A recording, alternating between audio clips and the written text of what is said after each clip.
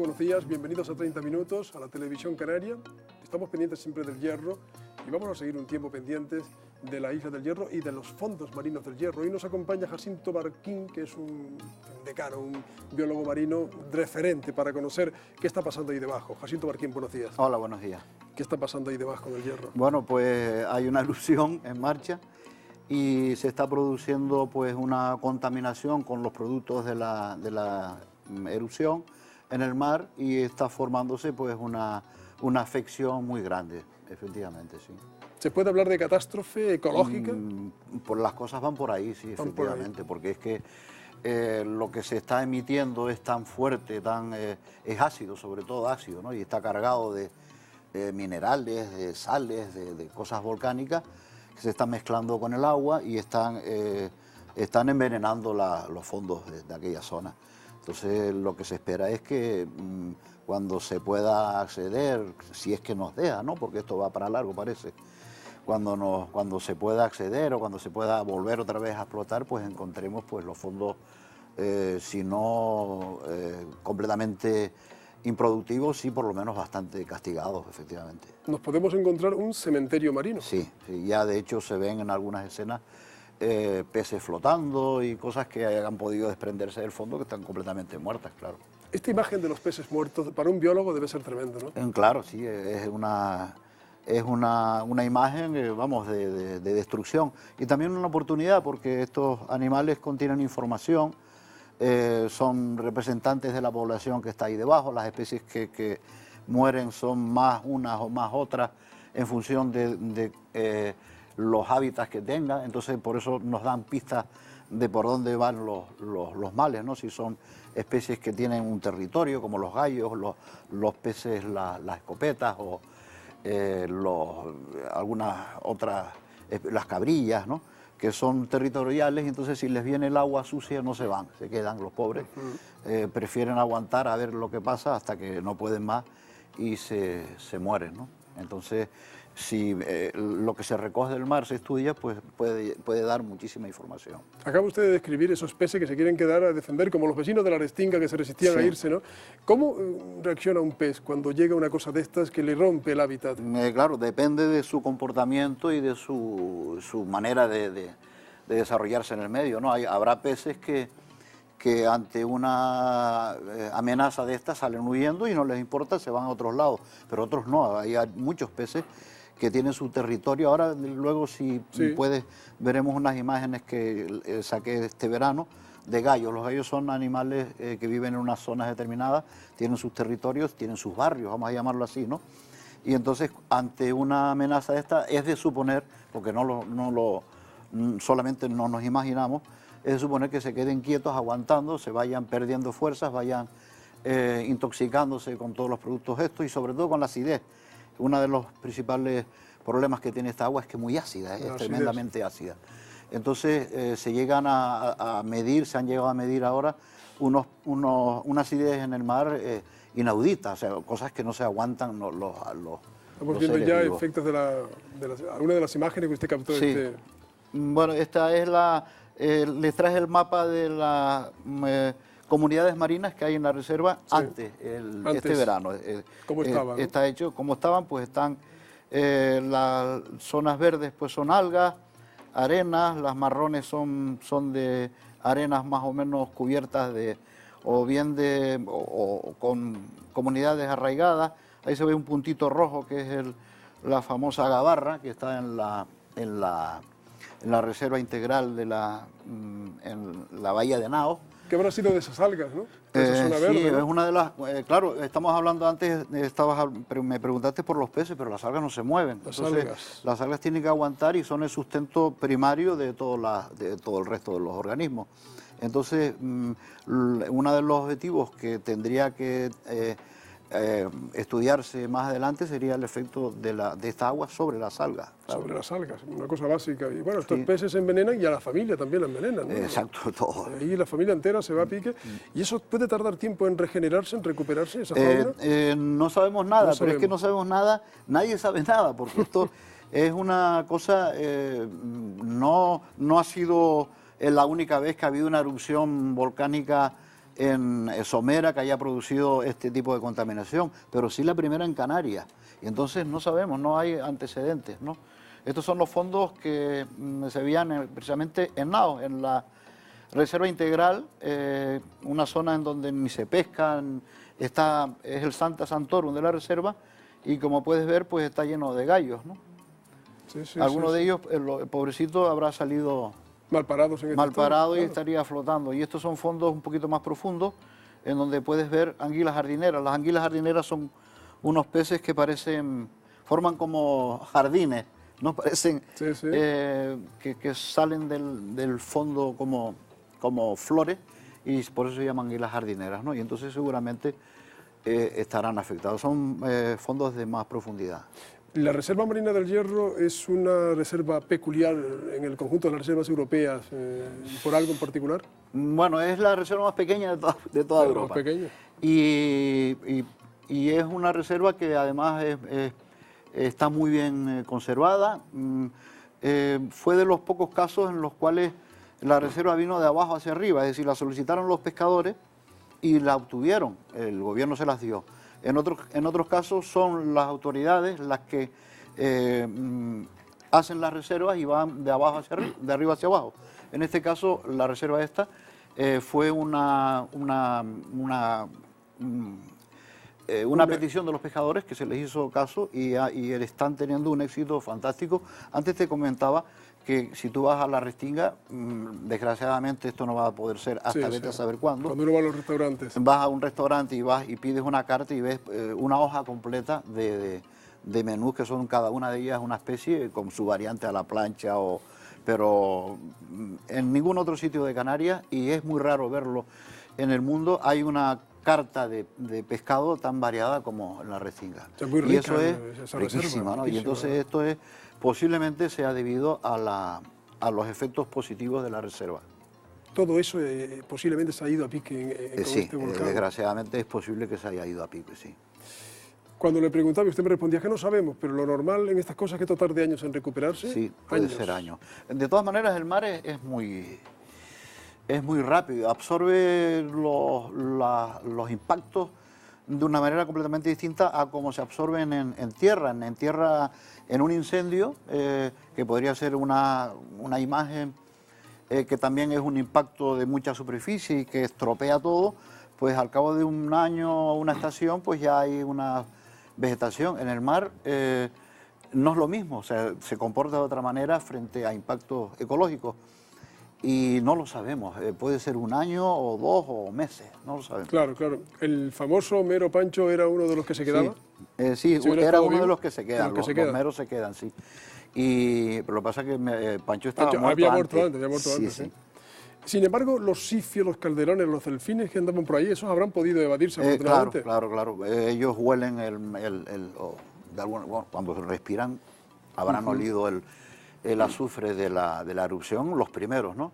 Y claro, ante estas cuestiones, pues esta es la reserva marina de la página oficial web de la reserva, y ahí se puede ver la zona en donde hay unos niveles de protección distintas, ¿no? O sea, la reserva tiene un nivel, dentro de la reserva hay una zona que es el Santa Santorum, que te decía antes que es la reserva integral, y a ambos lados hay unas zonas de tampón en donde las medidas restrictivas son más suaves, ¿no? Las islas en sí mismas todas quieren tener su reserva marina, ¿no? Hay un momento ahora favorable. Sí, cada isla es una unidad biogeográfica, funciona casi de una manera separada y por lo tanto es obvio que cada una tenga su... O sea, los efectos de una reserva no se ven sino en esa isla, no pasan a otra, excepto podría ser Fuerteventura y Lanzarote, que forman una sola unidad, pero obviamente la reserva del Hierro no le está haciendo absolutamente ni beneficio ni prejuicio a ninguna zona, sino al Hierro, y por lo tanto cada isla es lógico que tenga, bajo ese punto de vista, que tenga su reserva, efectivamente. Y además los fondos del Hierro eran célebres por el famoso Open Photoshop que dio la vuelta al mundo, las imágenes que hacían. Los fondos del Hierro eran muy variados y muy transparentes, que ha sido otra otro gran catástrofe, ¿no? Que es la pérdida de transparencia del agua, impedirá, sea lo que lo enturbie, imagínate que sea algo inocuo, pero aún así impedirá que llegue el sol, la luz a las algas y las algas mueran por inanición, si es que no mueren antes por la acidez, claro. La maravilla del que bucea y tiene la posibilidad y la capacidad de meterse por esos mundos submarinos es descubrir un mundo que desconocemos, sí, los terrestres, los terrícolas, sí, que es, sí, que no creemos que ahí debajo hay un mundo maravilloso, exacto, que lo vemos en las imágenes de la televisión como antes veíamos, pero ¿cuánto? ¿Usted ha podido vivir eso, me imagino, durante muchos años? Bueno, sí, y además hemos estado haciendo la cartografía de las comunidades marinas alrededor de las islas, sobre todo de Tenerife, y hemos visto pues estos montones de kilómetros, no metiéndome con gafas tubioletas o con equipo de buceo, no necesariamente, sino con la cámara submarina. ¿Qué se siente cuando se ven esos espectáculos extraordinarios? Casi siempre sorpresa, porque es que a cada recodo del camino se encuentra uno un paisaje marino diferente, sí. Es espectacular la variedad que tiene de fondos, de flora y de fauna las Islas Canarias, y sobre todo es porque no tienen plataforma, está todo acumulado en los taludes. Esa es la clave, ¿no? Es una de las claves de las islas, sí. Y es una de las claves y una de sus puntos débiles, porque es como si uno pesca en una zona donde está todo concentrado, es como si estuviera pescando en una pecera, está todo apretado, no hay, se quita una serie de biomasa y tarda en recuperarse, porque viene de poca superficie y por lo tanto es una gran ventaja, pero también tiene su lado malo. La desventaja. Decía usted antes lo de los pescadores de la Restinga, que fueron los que tuvieron la iniciativa, pescadores responsables que quieren mantener el ecosistema. Claro, esa era la clave del hierro, saber lo que se pescaba, saber cómo se regeneraba ese fondo, ¿no? Efectivamente. Esa ley ahora se ha roto, esa especie de equilibrio que había se rompe, porque ¿a dónde va a pescar esta gente? ¿Cómo están esos fondos? Los pescadores tienen sus caladeros, van a pescar en unos sitios determinados y unas determinadas especies con sus artes, ¿no? Por lo general, un pescador, si pesca caña o si pesca al puyón o si pesca con nasa, pues variará en función de qué quiera capturar y cómo esté el mercado de las cuestiones para usar un arte a otra, pero es que ahora no podrá pescar de ninguna manera, o al menos creemos eso. Esa es la localización de la mancha, que como se puede ver, de la mancha, no la erupción. La erupción está debajo y ahí se puede ver, esta es una foto de satélite que está en internet y está al alcance de todo el mundo. Entonces se puede observar que hay la mancha se corre hacia abajo, hacia la izquierda, es decir, hacia el suroeste, lo cual quiere decir que, y eso es superficial, lo cual quiere decir que el origen de lo que produce eso está en sentido contrario de la corriente. Y ahí se pueden ver las isóbatas, las líneas de la profundidad, y se puede observar pues que podría arrancar, la emisión podría arrancar a los 300, 400 metros de profundidad. Y también se puede observar otra cosa, es que ahí los fondos son muy abruptos y que suben como una pendiente hacia el hierro, de manera que si la erupción se hubiera desplazado un poco hacia el hierro, hubiera trepado, en muy poco espacio hubiera subido mucho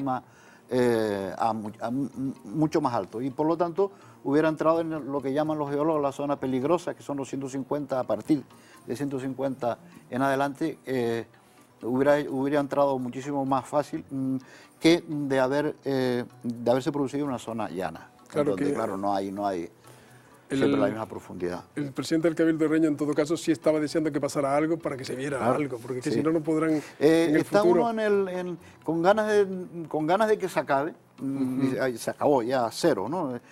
Se queda completamente dormido, pero también con unas ganas de que pase algo positivo, por supuesto, para ¿no? la isla. Claro. Sí, para los biólogos, para ustedes, para la comunidad científica, lo del hierro ha sido también como para los volcanólogos un punto de observación. Sí, claro, por supuesto, además de primer orden, ¿no? De primer orden. Te decía antes que es la primera vez que ocurre una erupción volcánica submarina en las costas canarias, submarina. Me refiero a que se pueda estudiar, claro, habrán ocurrido montones de veces, como se pueden ver, mira, en estos mapas, en donde se observa pues que posiblemente cada pequeña granito que se veía ha sido una erupción. Y también se observa cómo hay una especie de cordillera submarina al sur de la Restinga. Sí, sí. Y esto seguramente no se habrá producido de la noche a la mañana. Han sido erupciones durante millones de años que han elevado el terreno y en donde ahí se ve un circulito donde se produjo, donde yo localicé la mancha, repito, no, la mancha, no la erupción, sino la mancha. Sí. El Ramón Margalef, como saben, ese barco del Oceanográfico Español que está ya en las aguas serreñas, buscando en los fondos, utilizando un robot submarino, a ver lo que puede salir de todo esto, que vaya arrojando luz sobre en qué estado está esa reserva. Le quiero también apelar a usted que lleva, en fin, está usted después de 37 años de docencia en un estado ideal de jubilación científica, sí, metido en investigaciones. ¿Qué es lo que le apetece ahora averiguar por el bien de la ciencia y del hierro? A partir de esta experiencia, ¿qué es las grandes preguntas que hay que hacerse? Bueno, nosotros dio la casualidad, además, una ocasión que ni que pintada, ¿no?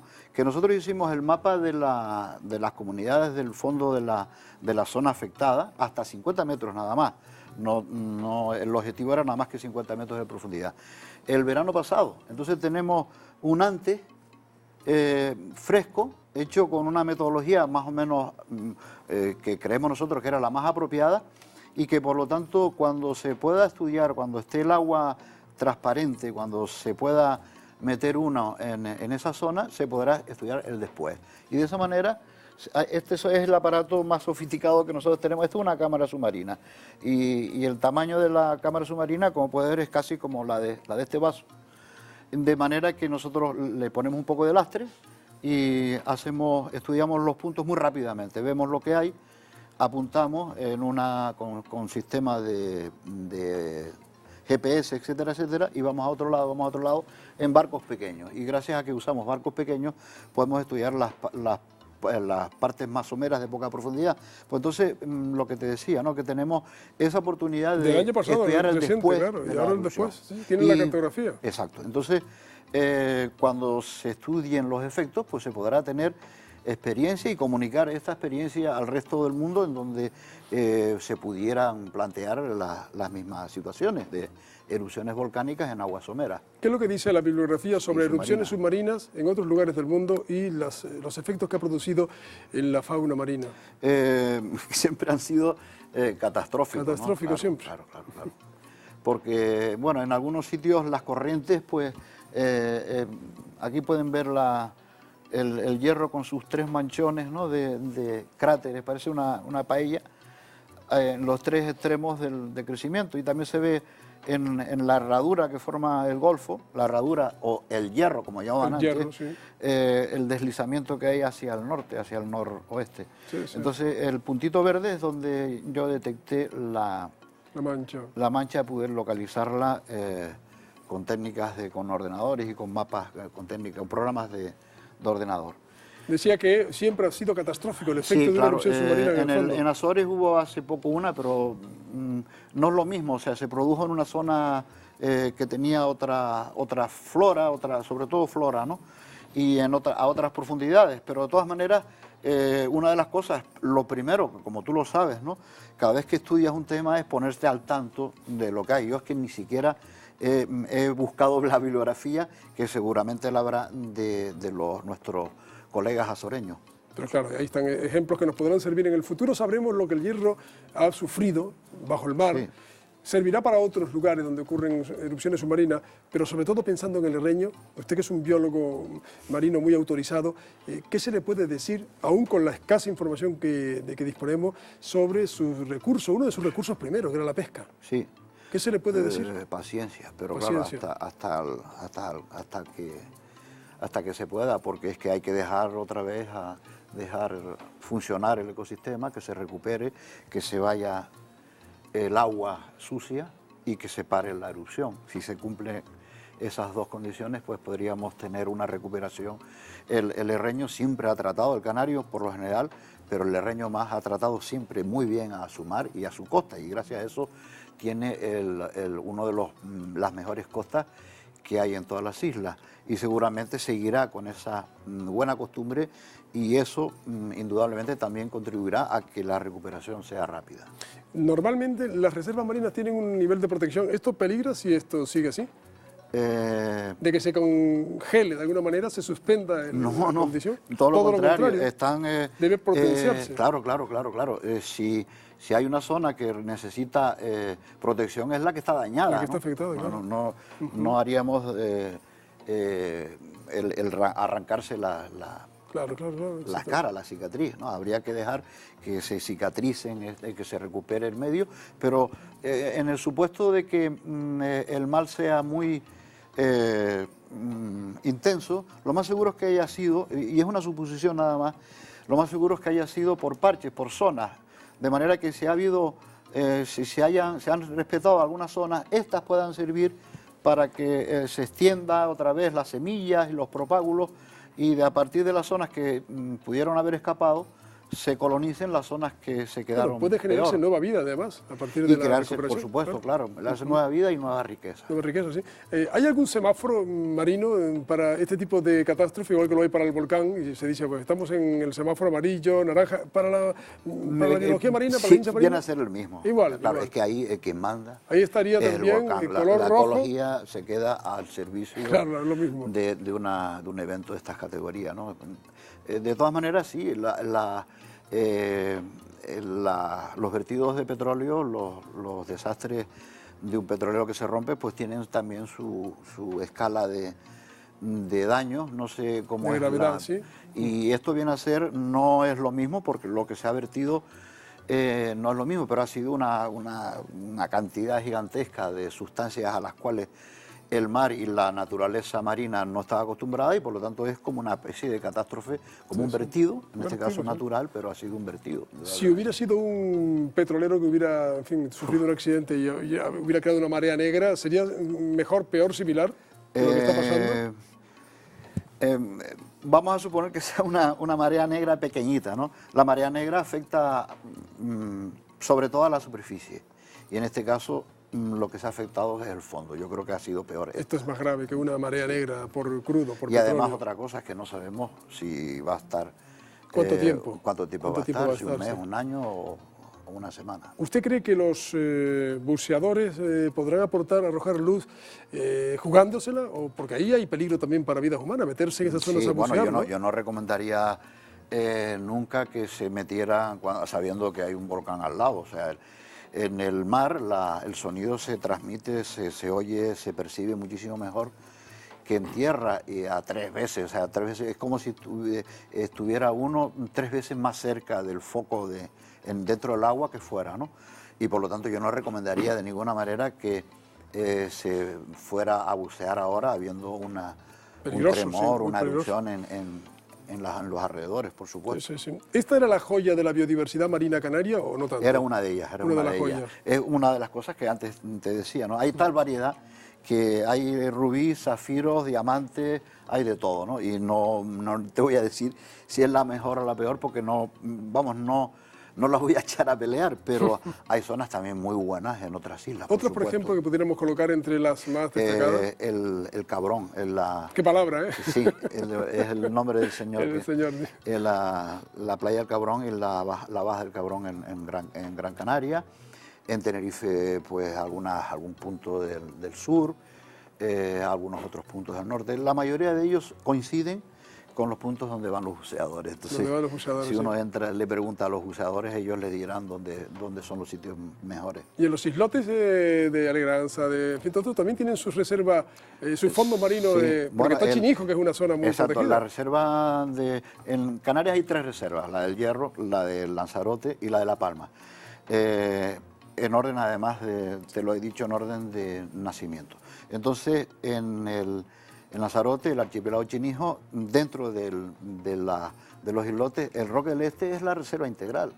Es la zona en donde no puede uno ni siquiera ni pescar ni fondear.